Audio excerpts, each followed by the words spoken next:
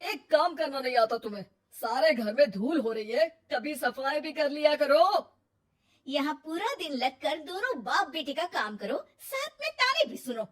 जब मैं बोलती हूँ कि ऊपर वाले पोर्शन में किराएदार रख लो, अरे सफाई भी रहेगी, पैसे भी आएंगे, तब तो किसी को मेरी बात सुनी नहीं होती। हो गया टैप रिकॉर्डर शुरू। ये कहते हुए राज घर से बाहर निकल जाता है, जिसके बाद शिविन अपने कमरे से निकलकर नेहा के पास आता है। क्या यार मम्मी, कितनी बार बोला है टाइम से उठा दिया करो, हो गया ना मैं कॉलेज के लिए लेट। दुनिया की सारी गधे घोड़े बेच कर तो तू सोता है, पता भी चलता है तुझे कि मैं कितनी बार उठाने आती हूँ। बस दोनों बाप बेटों को घर से निकलते हुए लेट होने की फिक्र है, वापस आते हुए कितना भी लेट हो जाए कोई फिक्र नहीं। ओहो मम्मी, ओवर एक्टिंग मत किया करो।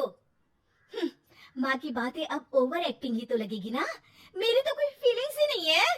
क्या करूं, मर जाऊं क्या मैं? ओफो मम्मी, जा रहा हूं मैं, बाय। शिविन चला जाता है और नेहा बेचारी किलसती अपने घर के कामों में लग जाती है। इसी तरह चलती है नेहा की जिंदगी, जिसमें उसके ज्यादा बोलने वाली आदत की वजह से उसका पति और बेटा उसकी फीलिंग्स की कदर किए बिना हमेशा उससे दूर भागते रहते हैं। पूरा दिन घर में अकेले रहो और जब पति या बेटे से बात करने जाओ तो उनके नखरे अलग। अब मुझे ही कोई अच्छा किराएदार ढूंढना पड़ेगा। इसी के साथ नेहा किराएदार की खोज शुरू कर देती है, जिसके कुछ महीनों बाद दूसरे शहर से यहाँ पढ़ने के लिए आई निम्मी घर ढूंढते हुए नेहा के पास आती है और वो उसे किराए पर रख लेती है। अगली सुबह हमेशा की तरह राज और शिविन अपनी जल्दी में होते हैं कि निम्मी वहां आ जाती है। दीदी, थोड़ी चीनी मिलेगी, वो कल ना राशन लाने का समय ही नहीं मिला। निम्मी को देखते ही दोनों बाप बेटे की जल्दी वहीं खत्म हो जाती है और वो निम्मी को इम्प्रेस करने की रेस में भागने लगते हैं।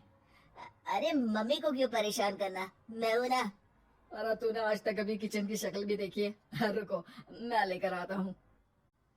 चीनी का डिब्बा कौन सा है और कहाँ रखा है वो तो पता नहीं है दोनों को, फिर चीनी के अपने मुंह से निकलने जा रहे हो किचन में। अरे मैं तो बस तुम्हारी मदद करने के लिए बोल रहा था। है क्या? मदद? और वो भी तुम करोगे? सच में? अरे कोई तो सच बताओ, सुबह सुबह दोनों बाप बेटे कोई सूखा नशा करके तो नहीं आ गए ना? अरे कैसी बेकार की बातें करती हो मम्मी। अरे जब कौवा अचानक हंस की चाल चलने लगेगा तो शक होना तो लाजमी है ना। घर का ऐसा माहौल देख निम्मी वहां से जाने ही लगती है कि राज उसे रोक लेता है। अरे आपने चीनी तो ली ही नहीं? इट्स ओके भैया, मैं आज बिना चाय की ही कॉलेज चली जाऊंगी। जहाँ एक तरफ भैया सुन राज का दिल टूट जाता है, वहीं कॉलेज सुन शिविन खुश हो जाता है। वैसे आप कौन से कॉलेज में हो? इस पर निम्मी जवाब देने ही वाली होती है, लेकिन नेहा टोकते हुए बीच में बोल पड़ती है। अब दोनों को देर नहीं हो रही।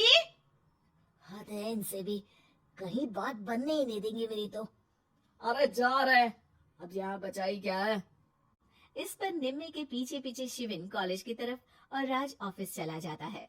इसी तरह दिन बीतने लगते हैं, जिसमें अब सुबह जल्दी जाना और शाम लेट आने का सिलसिला सुबह लेट जाना और शाम जल्दी आने में बदल जाता है। एक शाम वो दोनों समय से पहले ही घर वापस आ जाते हैं, जिन्हें देख नेहा हैरान रह जाती है। हाय मेरे रब्बा, अरे पहले घर जल्दी आना शुरू कर दिया और आज तो उससे भी जल्दी। कहीं मैं कोई सपना तो नहीं देख रही? मतलब अब क्या हम अपने घर भी जल्दी वापस नहीं आ सकते? अरे घर तो कितने सालों से तुम्हारा ही है, पर लगता है कि अपना ही है, इस बात का एहसास अब हुआ है। वो सब ठीक है मम्मी, निम्मी कहाँ है, जरा उसे बर्थडे विश तो कर दूं। अरे वाह रे, आज तक तो अपनी माँ का बर्थडे तुझे याद नहीं रहा, उसका बहुत याद है। वो तो मुझे पापा ने याद दिलाया है। हैं? अरे क्या बोल रहे हो तुम, झूठे? नहीं बेबी, देखो मुझे तो तुम्हारा बर्थडे भी याद नहीं रहता, तो उसका कहाँ से याद रहेगा मुझे? तौबा, मैंने तो किराएदार रखकर अपने ही पैर पर कुल्हाड़ी मार ली। बेटा तो बेटा, यहाँ तो बाप भी किसी से कम नहीं है। इतनी देर में निम्मी भी घर वापस आ जाती है, जिसे देखते ही शिविन हैप्पी बर्थडे गीत गाता हुआ उसके पास चला जाता है। हैप्पी बर्थडे निम्मी। बताओ आज क्या चाहिए तुम्हें? हाँ हाँ, मांग लो ना इसकी जान। अरे नहीं नहीं, मुझे कुछ नहीं चाहिए, बल्कि मैं तो आज आप लोगों को कुछ देने आई हूँ। क्या क्या देने आई हो? निम्मी अपनी बैग में से मिठाई का डिब्बा और शादी का कार्ड निकालती है। ये मेरी शादी का कार्ड और मिठाई, आप सबको मेरी शादी में जरूर आना है और इसी खुशी में मिठाई खाइए। निम्मी की बात सुनकर जहाँ शिविन और राज शॉक में आ जाते हैं, वहीं नेहा हंसने लगती है।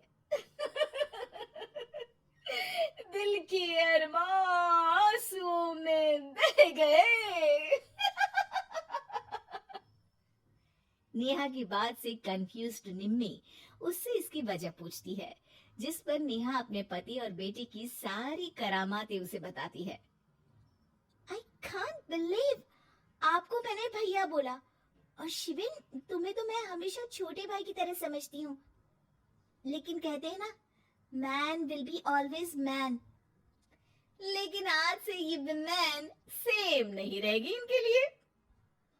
फिर क्या, बाप बेटे आगे आगे और नेहा झाड़ू लेकर उनके पीछे पीछे।